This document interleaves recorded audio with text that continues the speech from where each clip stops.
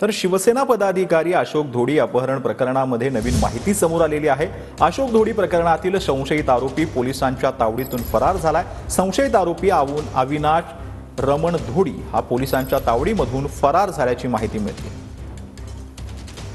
अद्यापही गेल्या 8 दिवसापासून अशोक धोडी यांचा कुठलाही थांगपत्ता लागला नसल्यामुळे पोलिसांनीही अपहरणाचा गुन्हा नोंदवत तसा तपास सुरू केला होता।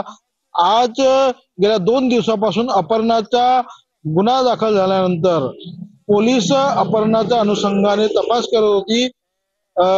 कुटुंबियांनी त्यांच्याच कुटुंबातील असलेले त्यांचे लहान भाऊ अविनाश धोडी यांच्या संदर्भात संशयित म्हणून त्यांचे नाव देखील दिले होते आणि त्या अनुषंगाने घोलवड पोलीस स्टेशन मधील अधिकारी त्याचा तपास करत होती आणि या तपासादरम्यान घोलवड पोलीस चौकीच्या वेवजी या भागात तपास करत असताना अविनाश धोडी जे आहेत ते फरार झाल्याची माहिती जी आहे ती समोर येताना दिसून येते आणि याचमुळे कुठेतरी असा मोठा प्रश्न उपस्थित केला जाऊ लागला आहे की या संपूर्ण प्रकरणामध्ये अविनाश धोडी यांचा कुठला तरी रोल आहे का, असा प्रश्न देखील आता उपस्थित केला जाऊ लागला आहे।